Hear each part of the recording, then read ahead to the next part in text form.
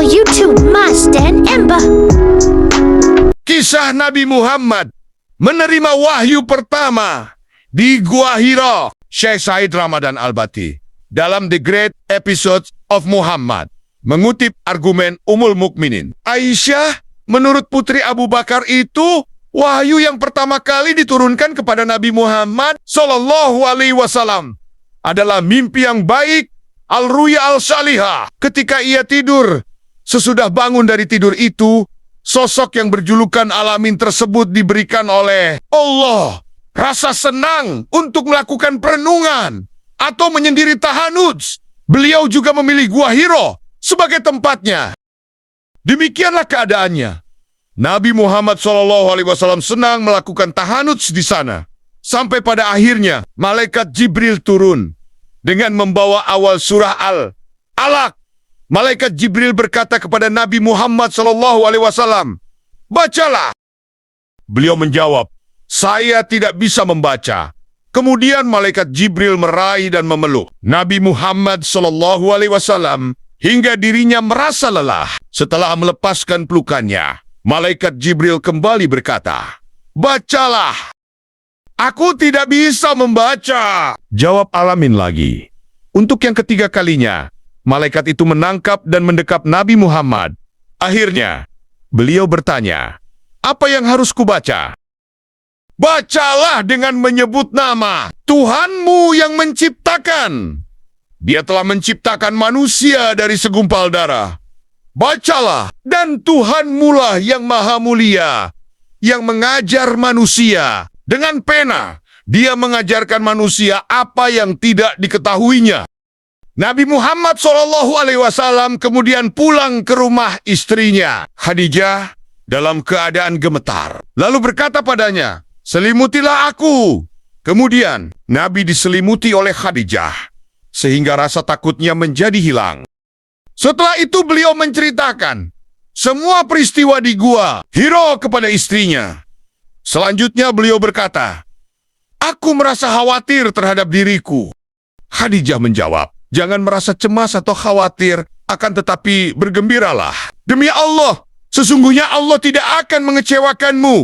Engkau adalah orang yang selalu menyambung persaudaraan, silaturahim, senantiasa berkata benar, membantu orang-orang yang lemah dan miskin, selalu menghormati tamu dan gemar membantu orang-orang yang tertimpa bencana." Sayyidah Khadijah, istri Nabi Muhammad yang sangat setia itu, kemudian mengajak beliau menemui Warakah bin Naufal bin Abd al-Uzza, saudara misan Khadijah.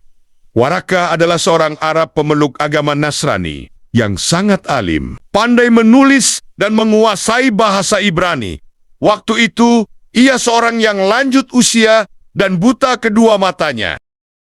Khadijah berkata kepada Warakah, "Wahai anak pamanku, perhatikan apa yang dikatakan oleh anak saudaramu." Maksudnya Nabi Muhammad. Ia menyahut perkataan Khadijah dan berkata kepada Nabi Muhammad, "Wahai anak saudaraku, apa yang kamu saksikan?"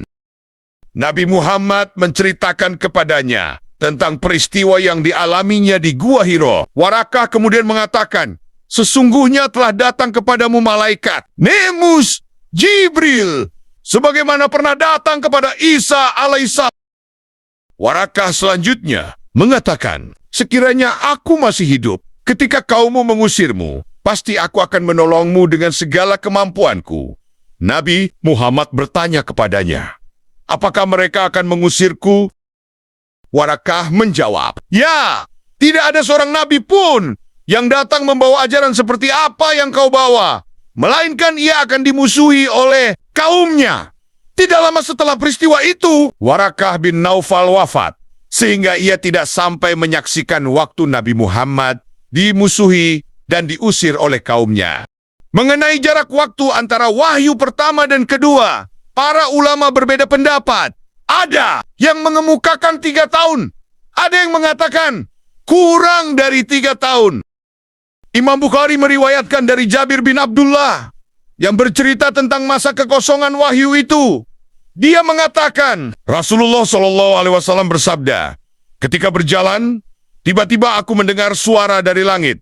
Maka aku melihat ke atas. Ternyata itu adalah malaikat yang pernah datang menemuiku di gua. Dia duduk di atas kursi antara langit dan bumi. Aku merasa takut terhadapnya, sehingga aku bergegas pulang. Aku berkata, "Selam Yuti, selimuti aku." Lantas Allah Azza wa Jalla menurunkan firman, "Hai orang yang berselimut, hingga firman-Nya dan perbuatan dosa, menyembah berhala, tinggalkanlah." Sejak itu, wahyu diturunkan secara sambung-menyambung. Gua Hira adalah sebuah gua kecil yang memiliki panjang sekitar 3,7 meter dan lebar sekitar 1,6 meter. Meskipun ukurannya kecil, gua ini memiliki nilai spiritual yang sangat besar dalam Islam. Gua ini menjadi saksi turunnya wahyu pertama kepada Nabi Muhammad yang menandai awal dari risalah kenabian beliau. Tempat ini juga dikenal sebagai tempat di mana Nabi Muhammad sering bertafakur dan beribadah sebelum diangkat menjadi Rasul. Dalam keheningan gua ini, beliau merenungkan keadaan umatnya yang saat itu masih berada dalam kebodohan dan penyembahan berhala. Hingga akhirnya, disinilah malaikat Jibril turun menyampaikan wahyu pertama, yaitu surat Al-Alaq ayat 1-5. Gua Hira terletak di Jabal Nur, sebuah gunung yang berada di sebelah utara kota Makkah, Arab Saudi. Jabal Nur memiliki ketinggian sekitar 640 meter di atas permukaan laut. Dan untuk mencapai Gua Hira, para peziarah harus mendaki sekitar 2 kilometer dengan jalur yang cukup terjal. Banyak umat muslim dari seluruh dunia datang ke tempat ini untuk melihat langsung lokasi bersejarah ini. Dari puncak Jabal Nur, pemandangan kota Makkah terlihat begitu indah dan suasana yang penuh ketenangan semakin menambah keagungan tempat ini. Tidak heran jika banyak orang yang merasakan ketenangan hati saat berada di sini. Nabi Muhammad yang saat itu tidak bisa membaca atau menulis merasa ketakutan dan menjawab bahwa dirinya tidak bisa membaca. Namun, malaikat Jibril mengulangi perintah itu hingga 3 kali, lalu menyampaikan wahyu pertama. Sebelum menerima wahyu, Nabi Muhammad sering menyendiri di Gua Hira untuk bertafakur dan beribadah. Ada beberapa alasan mengapa beliau memilih tempat ini. Masyarakat Quraisy pada masa itu masih berada dalam kejahiliahan, menyembah berhala, dan melakukan berbagai perbuatan yang menyimpang dari ajaran tauhid. Nabi Muhammad merasa tidak nyaman dengan kondisi tersebut dan mencari tempat untuk merenungkan keadaan umatnya. Meskipun belum menerima wahyu, Nabi Muhammad sudah memiliki fitrah yang lurus. Beliau menjauhi penyembahan berhala dan lebih memilih untuk beribadah kepada Allah dengan cara bertafakur di tempat yang sunyi. Dengan seringnya menyendiri dan bermeditasi, Nabi Muhammad secara tidak langsung sedang dipersiapkan untuk menerima tugas besar sebagai utusan Allah. Kesendirian di Gua Hira menjadi proses pembentukan mental dan spiritual beliau sebelum menerima wahyu pertama. Gua Hira memiliki banyak keistimewaan yang menjadikannya tempat bersejarah dan penuh makna dalam Islam. Berikut beberapa keistimewaan Gua Hira. 1. Tempat turunnya wahyu pertama. Gua Hira adalah tempat di mana Al-Quran pertama kali diturunkan. Ini menjadikannya salah satu lokasi paling suci dalam sejarah Islam.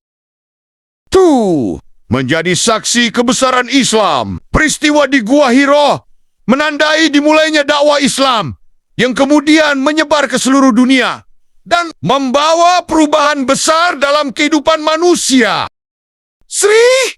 Destinasi spiritual yang bersejarah. Banyak umat muslim yang mengunjungi Gua Hira sebagai bagian dari perjalanan spiritual mereka, meskipun tidak ada kewajiban untuk mengunjunginya. Tempat ini tetap menjadi magnet bagi para pencari ketenangan dan keberkahan. 4. Simbol ketekunan dan kesabaran. Perjuangan Nabi Muhammad dalam mencari kebenaran sebelum menerima wahyu menjadi inspirasi bagi umat Islam untuk terus berusaha dalam menempuh jalan yang benar. Itulah kisah Gua Hira, tempat Nabi Muhammad menerima wahyu pertama.